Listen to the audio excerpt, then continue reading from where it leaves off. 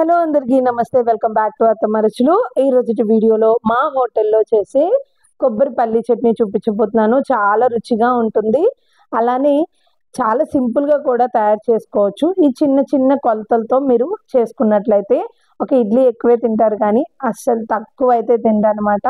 టిఫిన్స్లోకి అదిరిపోతుంది. మరి అది ఎలా తయారు చేసుకోవాలో ఈరోజు వీడియోలో చూసేయండి.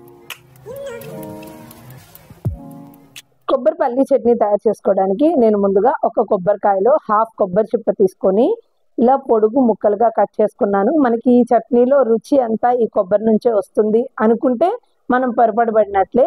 ఇందులో మనం వేసిన పల్లీలు ఇంట్లో వేసినవి కాదండి, మనం బయటనే ఇలా వేయించినవి దొరుకుతాయి అన్నమాట. వాళ్ళు చక్కగా ఇసుకలో వేయిస్తారు, బాగా వేగిపోయి ఉంటాయి. వాటిని పొట్టుతో సహా వేసుకుంటారు అనమాట. అప్పుడే రుచి బాగుంటుంది. నేను ఎప్పుడు హైదరాబాద్ వచ్చినా సరే వీటిని తెచ్చుకుంటాను అనమాట. అలానే ఒక గుప్పెడు పుట్నాలు కూడా వేసుకుంటున్నాను. ఈ 3 కాంబినేషన్లు చట్నీ అదిరిపోతుంది అనమాట. ఇంకా మెయిన్ కారం కోసం అయితే నేను ఒక స్పూన్ ఆయిల్ వేసుకొని అందులోనికి కారానికి తగినన్ని పచ్చిమిరపకాయలు వేయిస్తున్నాను. నేను ఒక 10 నుంచి 12 పచ్చిమిరపకాయలని ఇలా వేయించేసుకుంటున్నాను. పచ్చిమిరపకాయలు చక్కగా అన్ని వైపులా ఈవెన్గా వేగాలండి, అంటే మొత్తం చప్పబడిపోయేటట్లు వేగాలన్నమాట. అప్పుడే చట్నీ రుచిగా ఉంటుంది. చాలా మంది అయితే నీళ్ళలో ఉడకబెడతారు, అలా చట్నీ బాగోదండి. ఇలా ఆయిల్లో ఫ్రై అయితేనే పచ్చిమిరపకాయలు బాగుంటాయి. ఇవి వేగిపోగానే వీటిని ఒక మిక్సీ జార్లోకి తీసేసుకొని ఇప్పుడు ఇందులోకి నేను కొబ్బరి వేసుకుంటున్నాను. హాఫ్ కొబ్బరి చిప్ప ముక్కలు కట్ చేసుకున్నాను కదా, అది వేసుకున్నాను. రుచి మరింత పెరగడం కోసం ఇందులోకి కల్లుప్పు వేసుకొని ముందు కొబ్బరిని పచ్చిమిరపకాయలని ఇలా మిక్సీ ఆడేసుకుంటున్నాను. ఇప్పుడు ఇందులోకి నేను ఈ పల్లీల్ని పొట్టుతో సహా వేసుకుంటున్నానండి, పొట్టు ఏం తీయట్లేదు. అలానే ఒక గుప్పెడు పుట్నాలండి, వేయించిన శనగపప్పు కూడా వేసేసుకొని ఇలా మెత్తగా గ్రైండ్ చేసుకుంటున్నాను.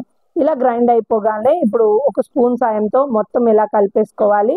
ఇప్పుడు మనకి చట్నీ కన్సిస్టెన్సీ లాగా కొద్ది కొద్దిగా నీళ్లు పోసుకుంటూ మెత్తగా జారుడుగా ఇలా మిక్సీ ఆడుకోవాలి. యూజువల్లీ హోటల్స్లో అయితే మనకి గ్రైండర్లో వేస్తారు కాబట్టి చట్నీ బాగా ఒదిగిస్తుంది. ఇంకా గ్రైండర్ అంటే మనకి రోటితో సమానం. ఇంకా ఆ రోట్లో చేసిన పచ్చడి ఎంత రుచిగా ఉంటుందో మీ అందరికీ తెలిసిందే.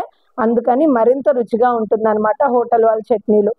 ఇప్పుడు ఇలా చక్కగా నలిగిపోయిన తర్వాత ఇది పక్కకు పెట్టేసుకొని ఇప్పుడు తాలింపు కోసం ఒక కడాయిలోకి ఆయిల్ వేసుకోవాలి. ఆయిల్ హీట్ అవ్వగానే ఆవాలు, శనగపప్పు, మినప్పప్పు, జీలకర్ర, ఒక ఎండుమిరపకాయ, కాస్త కరివేపాకు వేసుకొని తాలింపు పెట్టుకోవాలి. ఈ తాలింపు చక్కగా ఎర్రగా వేగిపోగానే ఇప్పుడు స్టవ్ ఆఫ్ చేసేసుకొని ముందుగా మిక్సీ ఆడి పక్కకు పెట్టుకున్న ఈ చట్నీని ఇందులోకి పోసేసుకోవాలి. చక్కగా ఈ తాలింపు వేడి వేడి తాలింపులో ఇలా కలుపుకుంటే ఆ ఫ్లేవర్ మొత్తం చట్నీకి పట్టేసి చట్నీ ఆ తాలింపు ఫ్లేవర్కి మరింత రుచిగా ఉంటుందండి. కరివేపాకు మరింత ఎక్కువ వేసుకోండి, అప్పుడు ఇంకా రుచిగా ఉంటుందన్నమాట. ఇప్పుడు ఇందులోకి మనకి జారుడుగా కావాలంటే అదే మిక్సీ జార్లో కొన్ని నీళ్లు పోసుకొని అది కూడా కలిపేసుకుంటున్నాను. మనకు కావాల్సిన కన్సిస్టెన్సీలో చట్నీని కలుపుకోవచ్చు. చూసారు కదా ఎంత సింపుల్గా నేను ఈ కొబ్బరి పల్లి చట్నీ చూపించానో. మీరు తప్పకుండా ట్రై చేసి టేస్ట్ ఎలా వచ్చిందో నాకు కామెంట్ చేయండి. అలానే ఈ చట్నీని వేడి వేడి ఇడ్లీలో కాస్త నెయ్యి వేసుకొని తింటే అదిరిపోతుంది. దోశలోకి, గారెల్లోకి, ఇక టిఫిన్స్ అన్నిటిలోకి చాలా బాగుంటుందండి. మీరు ట్రై చేసి మీ ఫ్రెండ్స్ అండ్ ఫ్యామిలీ మెంబర్స్కి షేర్ చేయడం, నా ఛానల్ని సబ్స్క్రైబ్ చేసుకోవడం మర్చిపోకండి. Thank you for watching.